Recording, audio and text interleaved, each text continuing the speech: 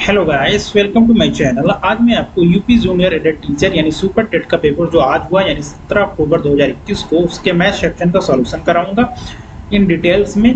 मैंने देखा यूट्यूब पे बहुत से टीचरों ने गलत सॉल्यूशन डाले हुए हैं, गलत आंसर बताए हुए हैं बच्चों को, इसीलिए मैं सोच रहा इसका सॉल्यूशन कराऊंगा जिससे आपको ये क्लियर हो जाए कि कौन सा ऑप्शन सही है कौन सा गलत है। हमारा पहला क्वेश्चन था 2 पे पावर x इक्वल टू 3 पे power y equal to 6 power z। यहाँ से अगर हम ये मान लें कि ये k के बराबर है तो 2 की वैल्यू क्या आ जाएगी, k पे पावर 1 बट्टे x। ऐसे 3 की वैल्यू आ जाएगी k पे पावर 1 बट्टे y और 6 की वैल्यू आ जाएगी k पे पावर 1 बट्टे z। ठीक है, अगर हम देखें यहाँ से इन दोनों का मल्टीप्लाई करें तो ये किसके बराबर हो जाएगा, 6 के बराबर हो जाएगा, यानी 2 पूरे 3 इक्वल टू 6। ठीक है, यहाँ से हो जाएगा हमारे पास k पे पावर 1 बट्टे x इंटू k पे पावर 1 बट्टे y इक्वल टू k पे पावर 1 बट्टे z। ठीक है, यहाँ से हो जाएगा का हम देखें ये हो गया k पे पावर 1 बट्टे x प्लस 1 बट्टे y इक्वल टू k पे पावर 1 बट्टे z। दोनों की जो घात उसको अगर हम कंपेरिजन करें तो यहाँ से आ जाएगा 1 बट्टे x प्लस 1 बट्टे y इक्वल टू 1 बट्टे z और यहाँ से हो जाएगा 1 बट्टे z माइनस 1 बट्टे x माइनस 1 बट्टे y इक्वल टू 0। ये होना चाहिए बट यहाँ पे ये माइनस नहीं लगा है, यहाँ पे प्लस लगा हुआ है, इसलिए ये ऑप्शन गलत हो जाएगा। अगर यहाँ पे ये माइनस लगा होता, यहाँ पे ये माइनस होता तो यहाँ इसका आंसर ये सही हो जाता। अगला क्वेश्चन है दो संख्याओं का गुणनफल 32 है। यदि इन संख्याओं का औसत 6 है तो इन संख्याओं के घनों का योगफल ज्ञात करें। हमने माना कि वो संख्याएं x और y है, तो x गुणे y इक्वल टू क्या है 32 है। अगर और उनका औसत क्या है 6, यानी x प्लस वाई बटे 2 क्या है 6 है। यहाँ से आ गया x प्लस वाई की वैल्यू क्या आ गई 6 आ गई, सॉरी 12 आ गई। हमें बताना किसकी वैल्यू, इनके घनों का योगफल है, यानी हमें बताना है x cube plus y cube की वैल्यू। ये हो जाएगा एक्स प्लस वाई एक ब्रैकेट में, दूसरे ब्रैकेट में हो जाएगा x square plus y square minus x y. अगर इसको हम देखें, इसको हम लिख सकते हैं एक्स प्लस वाई, इसको लिख सकते हैं एक्स प्लस वाई का होल स्क्वायर माइनस 3xy।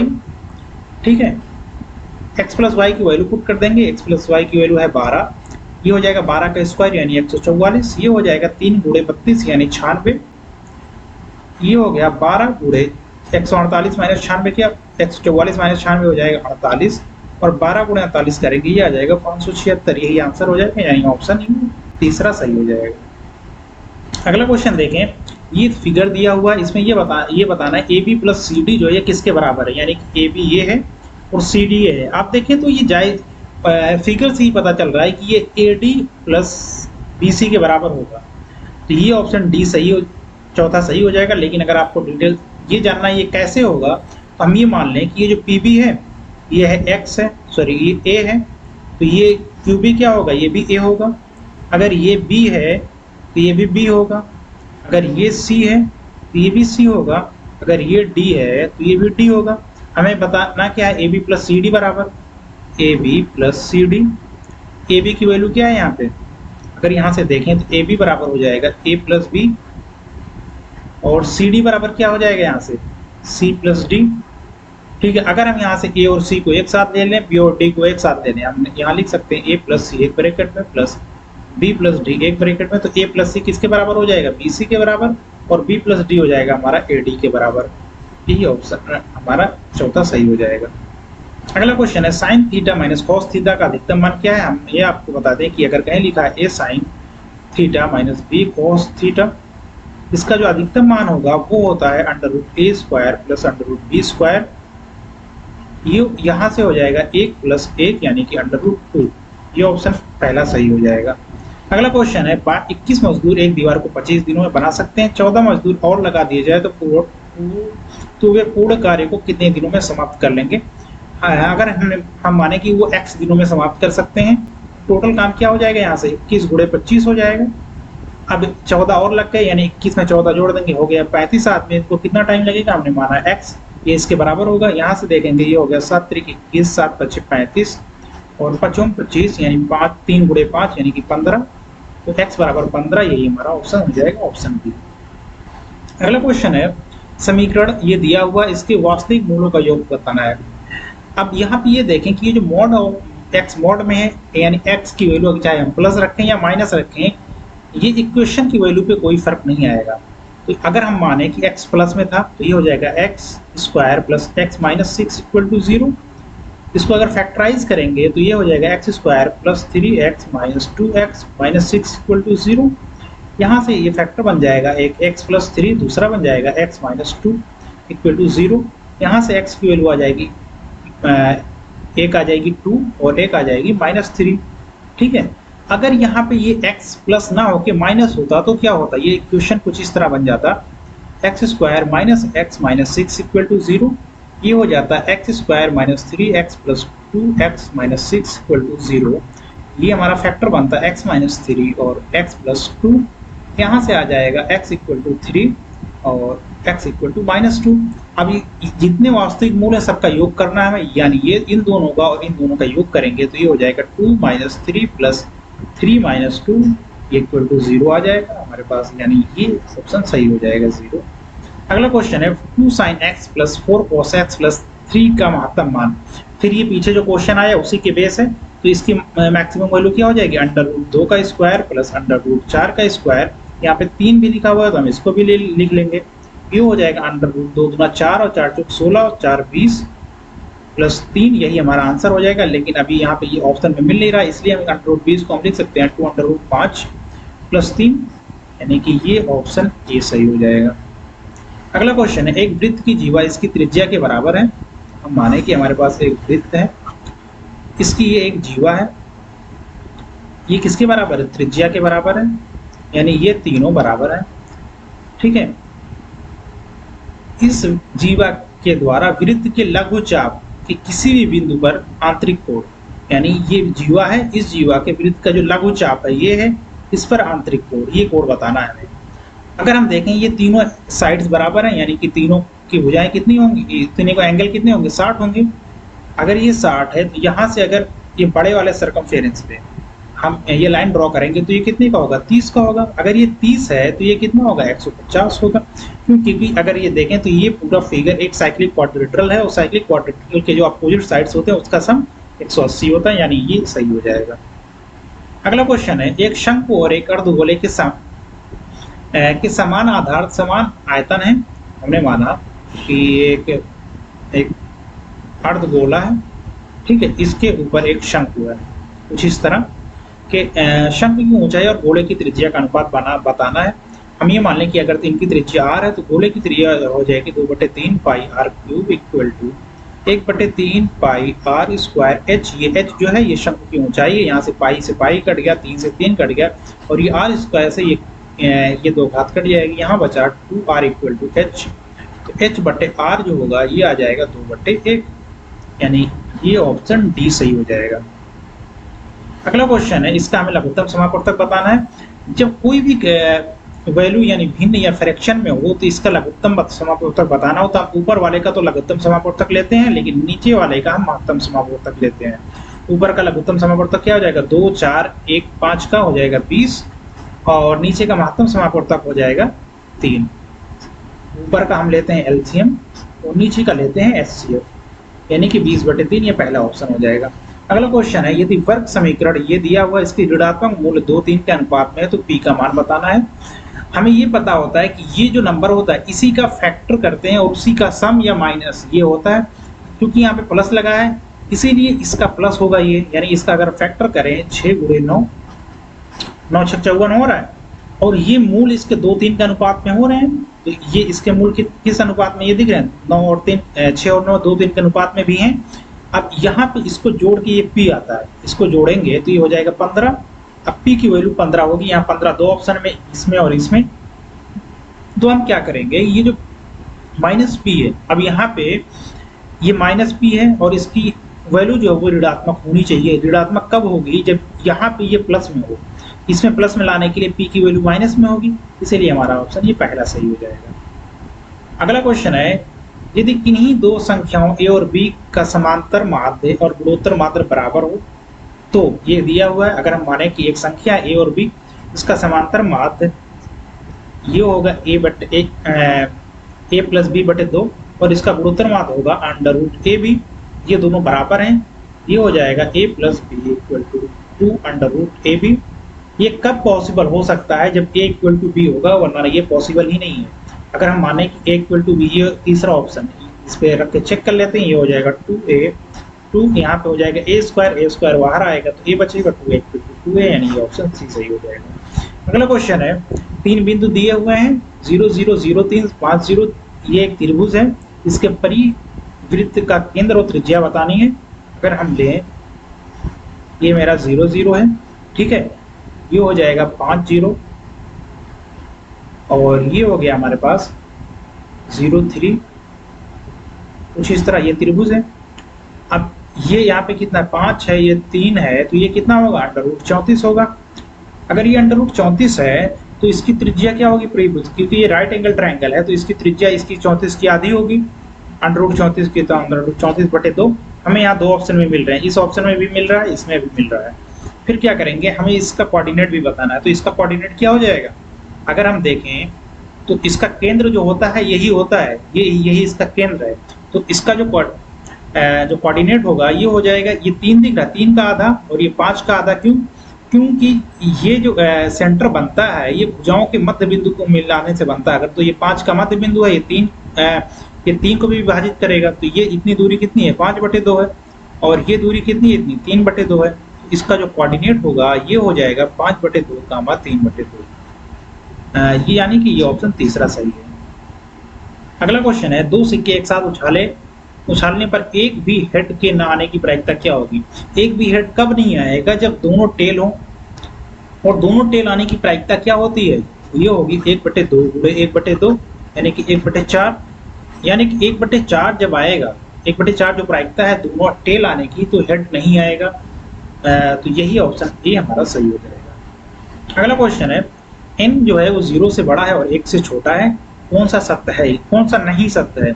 अब मैं आपको बता दूं कि अगर कोई भी नंबर 1 से छोटी हो, कोई भी नंबर अगर 1 से छोटी हो, उस पर जितनी की घात लगाते जाएंगे उसकी वैल्यू उतनी ही कम होती चली जाएगी। जैसे मैं बात करूं 0.5, यानी कि ये किसके बराबर है 1/2 के। अब यहाँ पे अगर हम देखें कि 1/2 पे यानी 0.5 पे 2 स्क्वायर लिख लें और 0.5 पे 4 लगा लें, किसकी वैल्यू बड़ी होगी। इसकी यहाँ पे देखेंगे ये 1/4 होगा और ये 1/16 होगा, यानी साफ साफ दिख रहा है कि 1/4 बड़ा है। यानी कि जितनी घात बढ़ाते जाएंगे उसकी वैल्यू उतनी कम होती जाएगी। कब होगी, जब 1 की वैल्यू उससे छोटी हो। यहाँ पे देखें 1 की वैल्यू n की वैल्यू 1 से छोटी है, यहाँ पे 10 है, यहाँ पे 100 है, तो छोटा कौन होगा, ये वाला छोटा होगा, ये बड़ा होगा, यानी ये सही है। इसमें अगर देखें इसको उल्टा लेके अगर ये ऊपर जाएंगे, सेम यही है। अगर हम ये एग्जाम्पल लिए थे, n की वैल्यू हमने 2 मानी है, 0.5 मानी है, और यहाँ पे ये 10 है, इसको ये अपोजिट में दिख रहा है। अगर हम लिखें, इसको लिख सकते हैं, अगर n की वैल्यू 0.5 थी यानी 1/2 थी, ये 1/2 का स्क्वायर हो जाएगा, और ये हो जाएगा 1/2 पे पावर 4 हो जाएगा। अब हमें पता करना है कौन सा बड़ा है कौन सा छोटा है। यहाँ से ये हो जाएगा, ऊपर जाएगा 4 और ये ऊपर जाएगा, हो जाएगा 16। 16 बड़ा दिख रहा है, यानी ये पोर्शन बड़ा है, अभी भी ये भी सही है। यहाँ पे n पे पावर 100 बड़ा है 1 से, ये कभी पॉसिबल ही नहीं है। क्यों, क्योंकि जितनी भी पावर लगाते जाएंगे वो 1 से उतना ही छोटा होता चला जाएगा, और n ऑलरेडी 1 से छोटा है, तो उस पर पावर लगाएंगे तो और छोटा हो जाएगा, यानी ये ऑप्शन गलत है, और यही हमें बताना था। तो यही हमारे पास सही ऑप्शन क्या हो जाएगा, ये हो जाएगा, और ये दोनों गलत हो जाएंगे। अगला है, एक वर्ग के अंतःवृत्त और परिवृत्त की परिवृत्त के क्षेत्रफलों का अनुपात बताना है। हमारे पास एक वर्ग है, ये है। अगर यहाँ पे एक अंतःवृत्त हमने बनाया कुछ इस तरह, और एक परिवृत्त बनाया, 1 मिनट,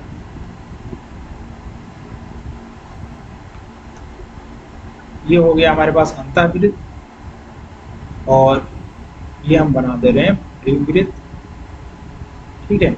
यहाँ से अगर देखें तो ये अंतःवृत्त की त्रिज्या क्या होगी, a होगी। अगर हम ये मान लें कि ये जो साइड थी, इसकी साइड कितनी थी, साइड को अगर हम 2a मान लें तो अंतःवृत्त की त्रिज्या क्या हो जाएगी, a हो जाएगी।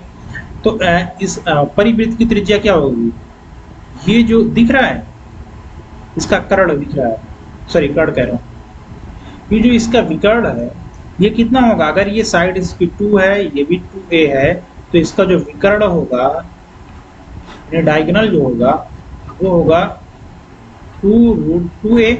अगर ये 2√2 है तो इसका आधा कितना होगा, इसका आधा हो जाएगा √2a, यानी कि जो त्रिज्या हुई छोटे वाले वृत्त की हो जाएगी a, और जो बड़ा बाहर वाला वृत्त है उसकी हो जाएगी √2a।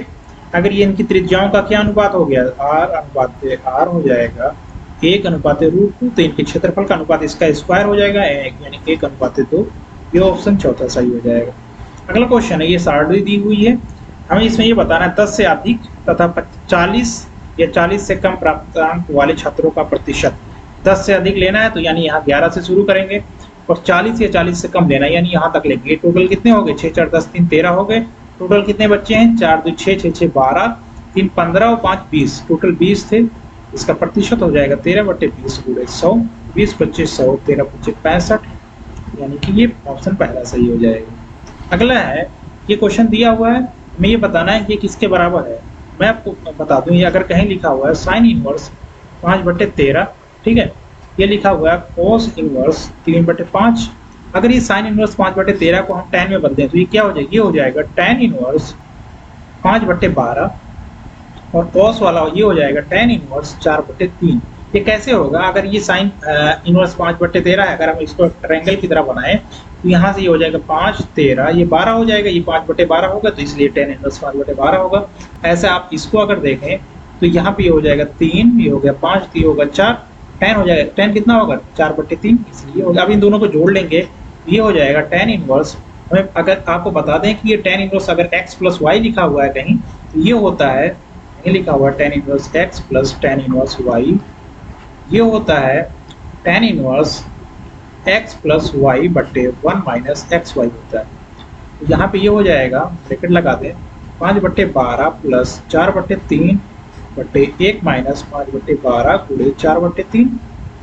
इसका एलसीएम ले लेंगे, ये हो जाएगा हमारे पास, ये नीचे का दोनों कट जाएगा, 12 3 36, यहाँ भी 12 3 36 आ रहा है। ये लेंगे 5 3 15 + 12 4 48 12 3 36 - 5 4 20, ये हो जाएगा 48 + 15 63, 36 - 20 यानी 16, 63/16, tan इनवर्स 63/16, ये सही हो जाएगा। अगला क्वेश्चन है, एक चतुर्भुज की रचना करने के लिए न्यूनतम कितने स्वतंत्र आंकड़े की आवश्यकता होती है। अगर एक चतुर्भुज बनाना है हमें, तो कम से कम हमें 5 चीजें चाहिए। उसमें से 5 चीजों में से होता है, या तो 4 साइड हो, एक भुजा हो।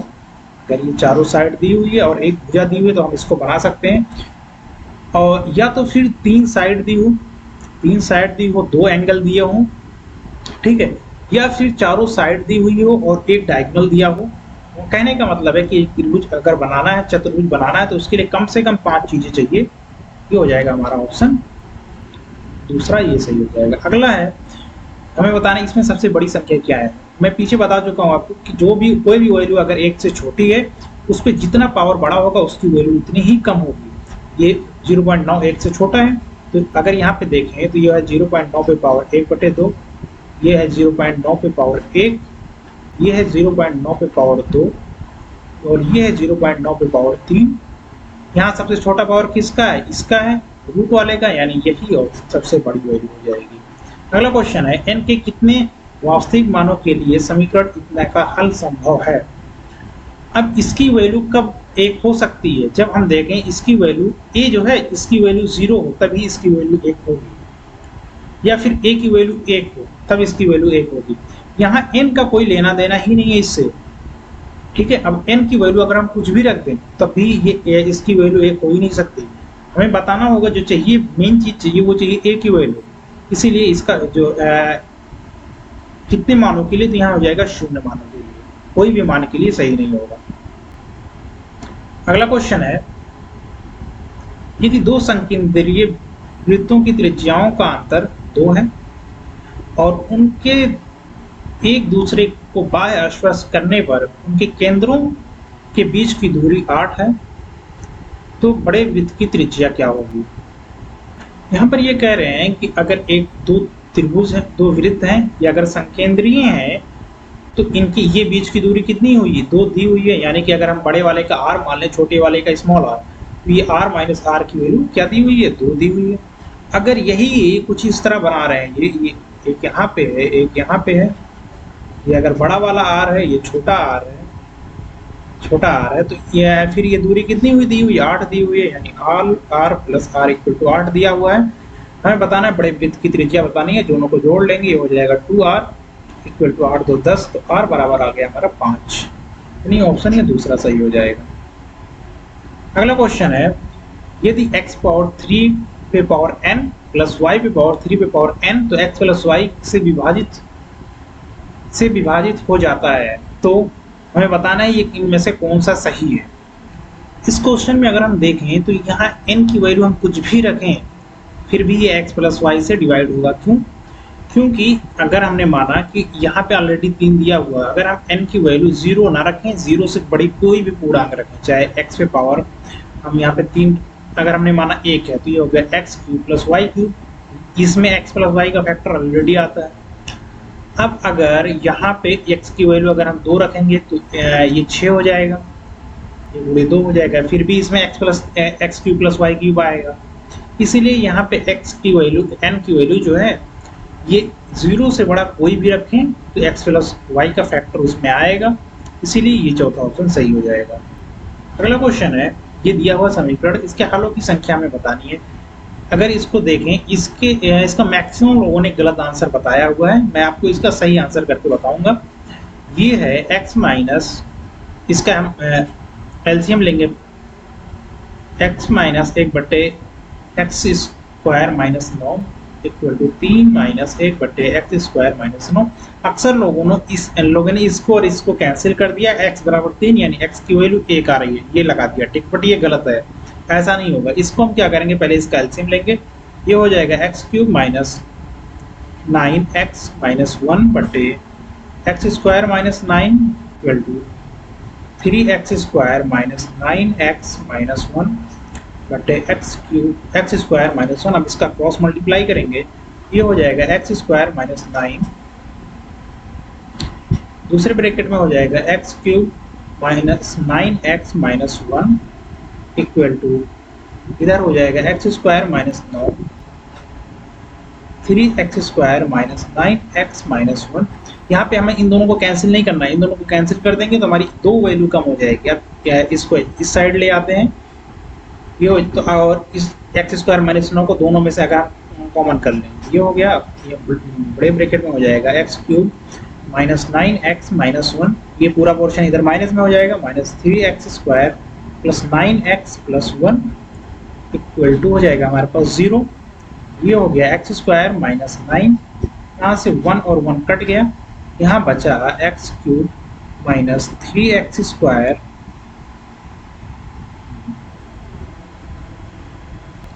सर ये यहाँ पे 9x नहीं होगा, ये 9 3 27 होगा, ये ओनली 27 होगा। एक मिनट मैं इसको ओमिट कर दे रहा,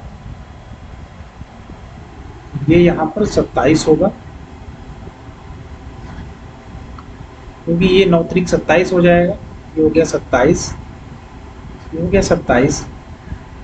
अब यहाँ से एक और एक कट गया, ये यहाँ पे था 27 था, ठीक है, 9 3 27। अब ये एक और एक कट गया है, ये हो गया x cube minus 3x square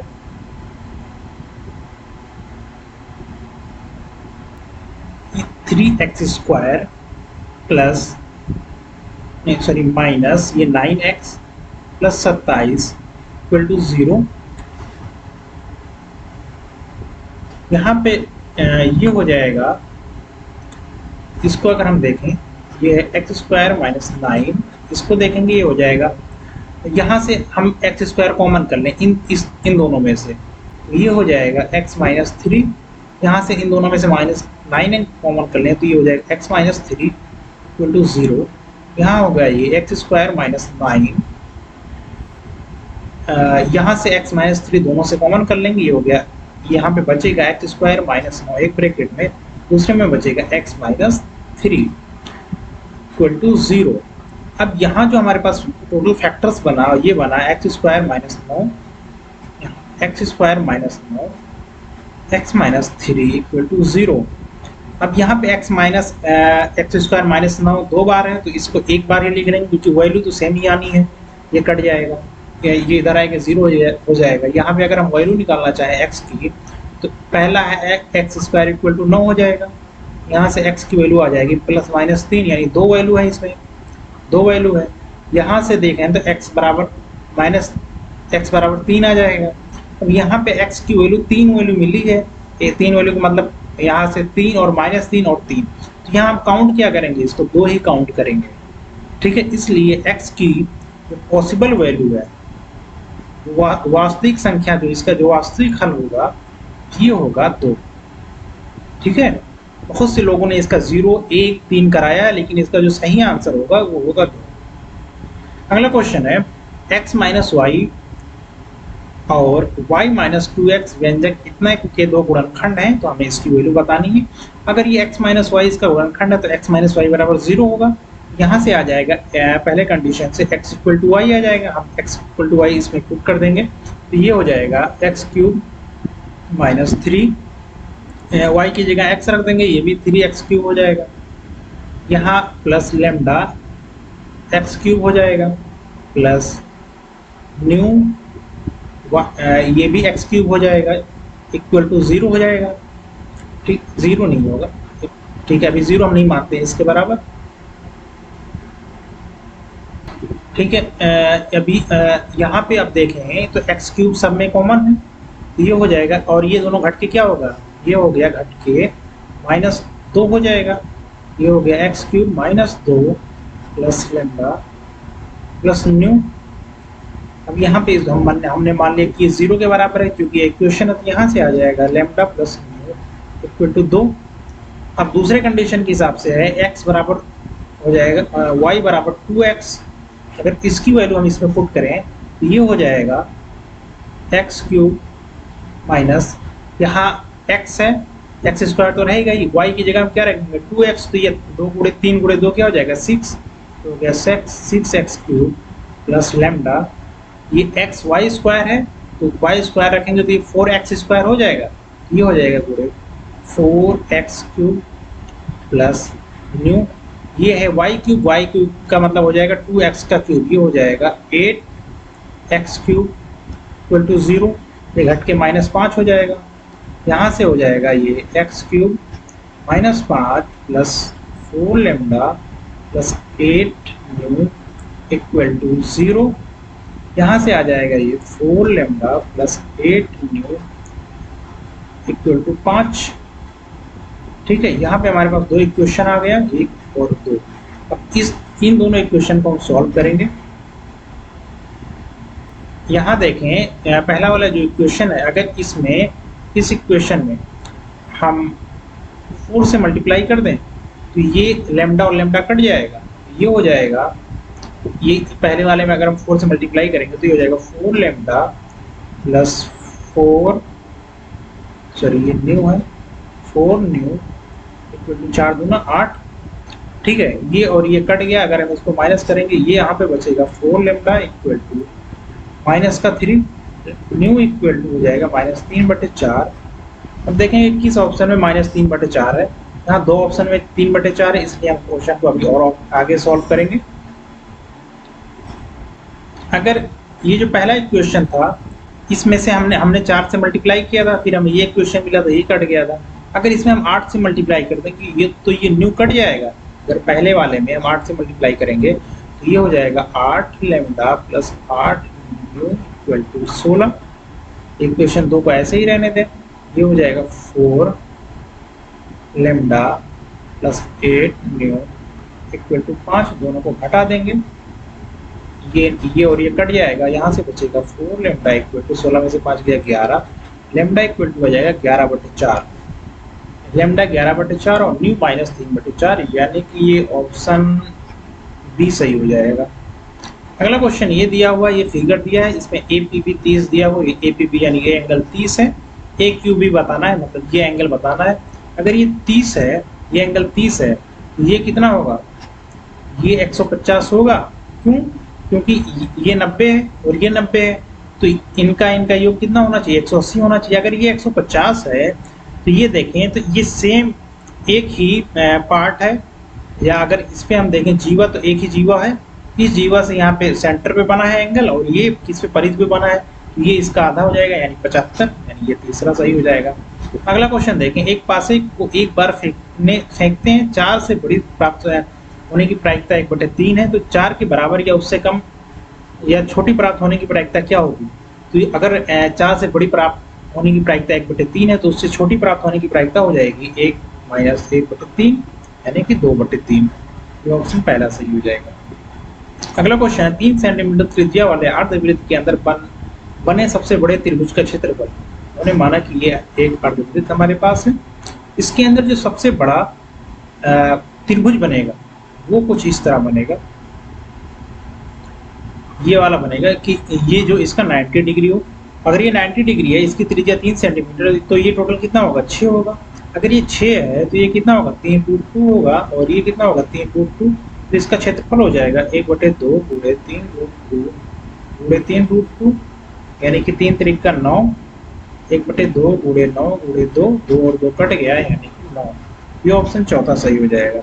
अगला क्वेश्चन है, ये दिया हुआ है, इसमें हमें बताना है कि इसकी वैल्यू बतानी है, बट हमें कंडीशन दी हुई है कि ये जो x की वैल्यू है ये 1 और 2 के बीच में ही है। ठीक है, अगर इसको हम सॉल्व करें, यहाँ पे पहले ये पार्ट लेंगे, ये इस पार्ट में देखें ये लिखा हुआ है √x + 2 √x - 1 plus √x - 2 √x - 1। ठीक है, अगर हम इसको यहाँ पे क्या लिख सकते हैं, इसको अगर देखें हम, ये x को अगर हम ये मान लें कि ये लिखा हुआ है x - 1 + 1, कोई दिक्कत है नहीं, क्योंकि ये -1 और +1 कट जाएगा, +2 √x - 1। ठीक है, और इसको लिख लें √x - 1 + 1 -2 √x - 1। ठीक है, अब यहाँ पे देखें हमें इसका फैक्टर बनाना a + b को होल स्क्वायर टाइप बनाना है, तो इसको हम लिख सकते हैं x - 1 को x - 1 √x - 1 का होल स्क्वायर, ये स्क्वायर स्क्वायर इससे कट जाएगा, +1 का स्क्वायर +2 √x - 1। ऐसे इसको हम लिखेंगे तो ये हो जाएगा √x - 1 का होल स्क्वायर +1 -2 √x - 1। यहाँ पे ये हो गया a² + b² + 2ab, ये हो जाएगा अंडर रूट में x - 1 का होल, अंडर रूट में x - 1 का होल स्क्वायर, ये हो जाएगा, एक मिनट, यहाँ पे ये हो जाएगा a + b का होल स्क्वायर होगा, तो a क्या है, a की वैल्यू यहाँ पे है √x - 1 है, और b की वैल्यू क्या है 1 है, और इसका ये हो जाएगा होल स्क्वायर। ऐसे ही यहाँ पे इसकी बात करें, यहाँ पे a की वैल्यू क्या है √x - 1 है, और b की वैल्यू क्या है 1 है, बट यहाँ पे क्या होगा, ये -1 का होल स्क्वायर होगा। क्यों? क्योंकि ये यहाँ पे माइनस लगा हुआ है। ठीक है, हो जाएगा इसका होल स्क्वायर। लेकिन अगर हम देखें तो हम यहाँ पे a किसको माने और b किसको माने, क्योंकि अगर हम इसको a मान रहे हैं तो ये जो x की वैल्यू है ये 1 से छोटी, 1 से बड़ी और 2 से छोटी है। अगर ये 2 से छोटी है तो यहाँ पे अगर इसको माइनस करेंगे तो इसकी वैल्यू कितनी आएगी, इसकी वैल्यू 1 से छोटी आएगी। ठीक है, और ये अगर 1 से छोटे को 1 से माइनस करेंगे तो ये माइनस में हो जाएगा, लेकिन हमें माइनस में नहीं होना चाहिए। यहाँ पे हम जो a मानेंगे वो 1 को मानेंगे। ठीक है, यहाँ पे जो हम a मानेंगे वो 1 को मानेंगे, इसलिए हो जाएगा 1 -√x - 1 इसका होल स्क्वायर। अब इस स्क्वायर से ये रूट कट जाएगा, यहाँ पे जो बचा ये बचा √x - 1 + 1 प्लस 1 -√x - 1, ये और ये कट गया, यहाँ पे इसकी वैल्यू आ गई 2, ये सही हो गया। अगला क्वेश्चन है, ये दिया हुआ है, हमें इसको p/q के फॉर्म में लिखना है। तो कोई भी नंबर को अगर हमें p/q के फॉर्म पे लिखना होता है, अगर उस पर बार लिखा हुआ लगा हो तो सबसे पहले वो नंबर लिख लेते हैं। अगर यहाँ से इसको हम लिख सकते हैं 23 + 0.43 बार लिख सकते हैं, ये हो जाएगा 23 प्लस, अगर इस पे बार लगा हुआ तो इसको लिख लेंगे डायरेक्टली 43, 2 बार लगा हो तो 2 बार 9 लिख लेंगे, यही आंसर हो गया। अब यहाँ पे देखेंगे 99 किसके नीचे है, इसके नीचे है, यही सही हो जाएगा। आप चाहें तो इसका मल्टीप्लाई करके इसमें ऐड कर सकते हैं। अगला क्वेश्चन है, एक व्यक्ति ने अपने सामान को उसके क्रय मूल्य से 30% अधिक अर्पित करता है। अगर हम मान लें कि एक व्यक्ति का जो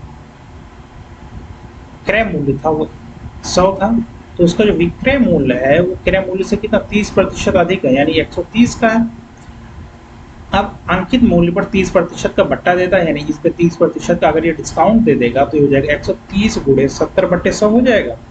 ये हो जाएगा 0 से 0 कट गया, यानी 13 7 91, यानी 100 का खरीद रहा है, 91 का बेच रहा है, घाटा कितने का हो रहा है 9 का, 9% की हानि होगी। ये ऑप्शन दूसरा सही हो जाएगा। अगला क्वेश्चन है बीजीय व्यंजक ये है, इसका घात क्या होगा। ठीक है, अगर इसके हम घात की बात करें तो यहाँ पे ये x minus A, x minus B, x minus C, dash dash dash, x minus Z, लेकिन यहाँ बीच में क्या आएगा, एक आएगा x माइनस एक्स। ठीक है, तो इसकी वजह से जो पूरा समीकरण है उसकी वैल्यू क्या हो जाएगी, 0 हो जाएगी। अगर ये समीकरण 0 है तो इस पे जो घात होगी वो क्या होगी, 0 होगी।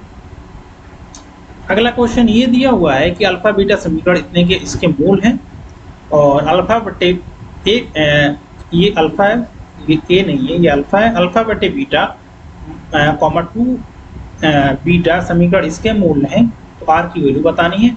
तो इसमें जो आर की वैल्यू होगी ये होगी 2/9 क्यू माइनस बी ब्रैकेट में 2b माइनस क्यू।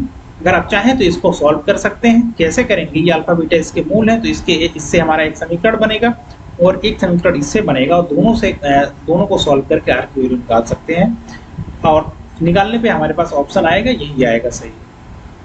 अगला क्वेश्चन है a के किस मान के लिए ये सत्य है।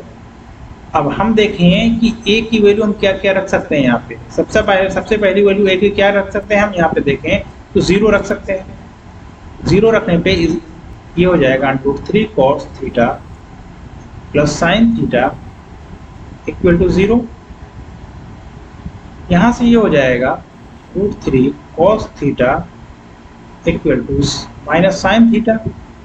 ठीक है, अगर हम साइन थीटा को इधर ले आएंगे तो ये हो जाएगा cot थीटा इक्वल टू -1/√3। इसकी वैल्यू निकाल सकते हैं हम। ठीक है, इसलिए इसकी वैल्यू 0 हो जाएगी। ठीक है, और इसकी कई और वैल्यू हो सकती है, यहाँ पे ये 2 भी हो सकती है इसकी वैल्यू, लेकिन ये ऑप्शन में 2 है नहीं, इसलिए जो ऑप्शन में है हम उसी को लगाएंगे।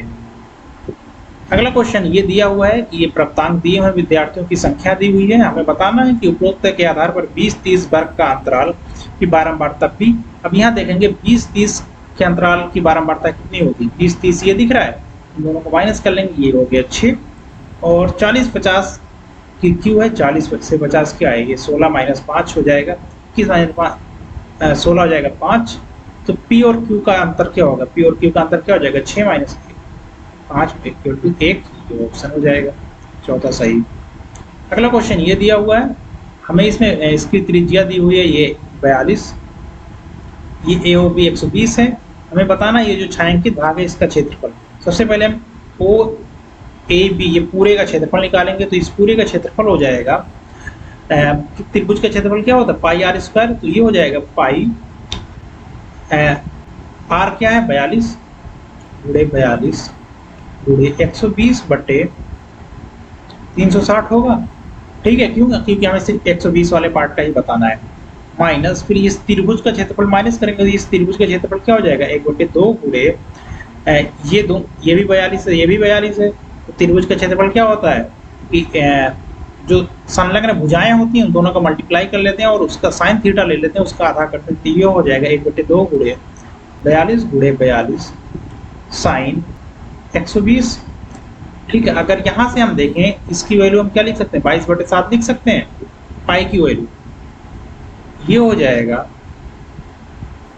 22/7, ये हो जाएगा 12×3 = 36, 1/3 हो जाएगा गुणे 42 गुणे 42 गुणे 1/3 माइनस 1/2 गुणे 42 गुणे 42, और ये साइन 120 की वैल्यू होती है, साइन 120 की वैल्यू हो जाएगी साइन 60, और साइन 60 की वैल्यू होती है √3/2। ठीक है, अब यहाँ से अगर हम काटेंगे तो इसको हम लिख सकते हैं, ये हो जाएगा 6×7 = 42, ये हो जाएगा 22 गुणे 6 गुणे 42, ये हो जाएगा कि ये 3 कट जाएगा इससे, ये हो जाएगा 14×3 = 42, तो ये 14 हो गया। ये हो जाएगा यहाँ पे 6 गुणे 14 माइनस, जो इससे 21 से कट जाएगा और ये भी 21 हो जाएगा, तो ये हो गया 21 गुणे √3। यहाँ पे हम देखें तो कॉमन क्या दिख रहा है, यहाँ पे ये 14 कॉमन दिख रहा है सबसे पहले, इसको हम बाहर कर लेंगे।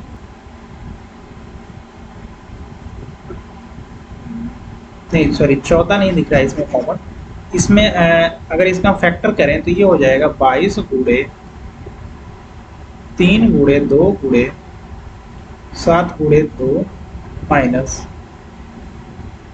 21 तो है ही इसमें 21 गुणे √3। यहाँ से 7 3 21 ये हो गया और यहाँ पे ऑलरेडी 21 है तो यहाँ से 21 को कॉमन कर लिए। यहाँ पे बचा क्या, जो बचा ये हो जाएगा 22 गुणे 4 हो जाएगा, 2 गुणे 2 4 हो जाएगा। यहाँ पे बचा है 21 √3, ये हो गया 21 ब्रैकेट में 22 चौके 88 माइनस 21 √3, ये हमारा आंसर हो जाएगा, यानी ये चौथा वाला।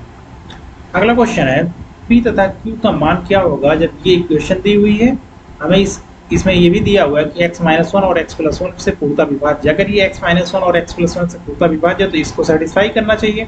तो x की वैल्यू या x-1 के अकॉर्डिंग x की वैल्यू क्या होगी, 1 होगी, इसमें पुट कर देंगे तो ये हो जाएगा P x क्यूब की वैल्यू 1 ही होगी, कोई इसको लिखेंगे ही नहीं, प्लस x² की वैल्यू भी 1 होगी, ये हो जाएगी -2 हो जाएगी, तो ये हो गया -q = 0। यहाँ से आ गया P - Q - 1 = 0, यानी कि P - Q = 1, ये क्वेश्चन 1 हो गया हमारा। यहाँ से x की वैल्यू क्या आ जाएगी, -1 आ जाएगी, इसमें पुट कर देंगे तो ये हो जाएगा हमारे पास -P + 1 + 2 - Q = 0। यहाँ से आ जाएगा P + Q = 3, इसमें इक्वेशन ये हमारा 2 हो गया, P + Q = 3। ठीक है, इन दोनों को जोड़ लेंगे तो 2P आ जाएगा, 2P = 4, तो P बराबर आ गया 2। अगर P बराबर 2 है, इसकी वैल्यू इसमें पुट कर देंगे, इसमें ही रख देंगे। अगर P बराबर 2 है तो Q बराबर क्या होगा, 1 होगा, यानी कि ये ऑप्शन चौथा सही हो जाएगा। अगला क्वेश्चन है यदि कोई मालिक अपने कर्मचारियों की संख्या 10-9 के अनुपात में कम करता है और उनका वेतन 11-12 के अनुपात में वृद्धि करता है, तब उनके खर्चों का अनुपात क्या होगा। अगर ये 10-9 में थे पहले, ठीक है, 10-9 से कम कर दिया, जो वेतन था वो कितना बढ़ा दिया, 11 से 12 कर दिया, खर्च टोटल कितना हो जाएगा, 11 पर इसका मल्टीप्लाई कर देंगे, ये हो जाएगा 110, ये हो जाएगा 12-9 108, 2 से 1 कट जाएगा, ये हो जाएगा 55, ये हो जाएगा 54, 55-54, यानी ये ऑप्शन चौथा सही हो जाएगा। अगला क्वेश्चन है A + B अनुपात B + C अनुपात C + A = 6, 7, 8, A + B + C = 14, तो ABC का मान बताना है, ABC का अनुपात बताना है। यहाँ से अगर हम देखें, ये लिखा हुआ है A + B का अनुपात कितना है, A + B बराबर क्या आ जाएगा, यहाँ से 6, यहाँ से हो जाएगा B + C कितना है, 7 है, और C + A कितना है, इस अनुपात के अकॉर्डिंग बता रहा मैं, ये 8 है। यहाँ से अगर हम जोड़ेंगे तो ये आ जाएगा 2A + B + C = 8 7 15 और 6 21 आ रहा है।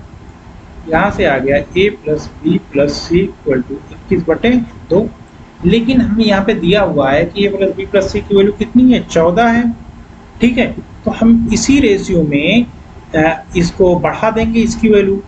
ठीक है, यहाँ पे तो एग्जैक्ट जो इनका किस रेशियो में हमें इनकी वैल्यू बढ़ानी है, ये इसके लिए हम क्या करेंगे, ये जो 14 है, 14 में ये इससे डिवाइड कर देंगे 21/2 से, तो ये हो जाएगा 14 × 2/21 हो जाएगा, 7 दूनी 14 और 7 त्रिक 21, यानी 4/3 बढ़ाना है।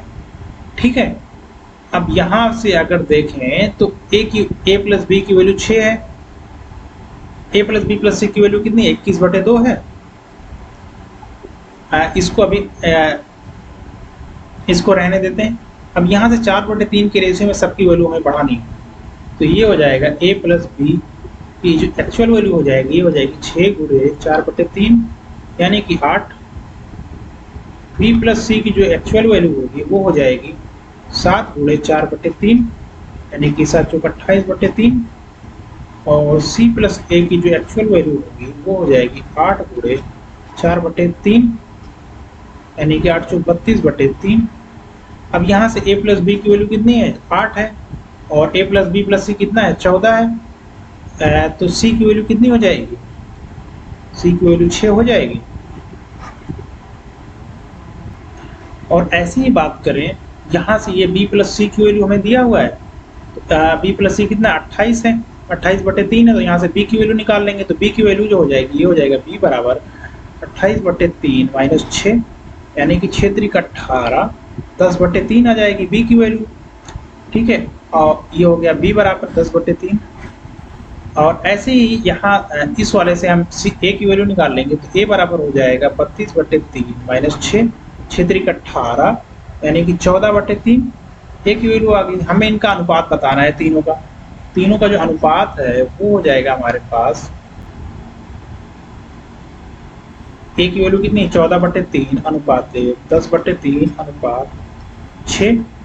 ठीक है, 3 का मल्टीप्लाई कर देंगे तो ये हो जाएगा 14, 10 और 6 3 18, 2 से कट जाएगा, यानी 7, 5 और 9। यही हमारा सही अनुपात हो जाएगा। 7, 5 में जिस ऑप्शन में होगा वही सही हो जाएगा, यानी ऑप्शन ए सही हो गया।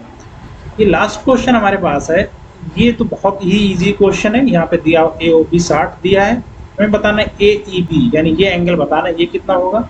ठीक है, अगर हम देखें इसको ऐसे ही ड्रॉ करें, यहाँ ये 60 है तो ये कितना होगा, 30 है, अगर ये 30 है तो ये कितना होगा, 150 है। सेम यही क्वेश्चन पीछे भी इसी सेट में आ चुका है। यही हमारा सही आंसर हो गया।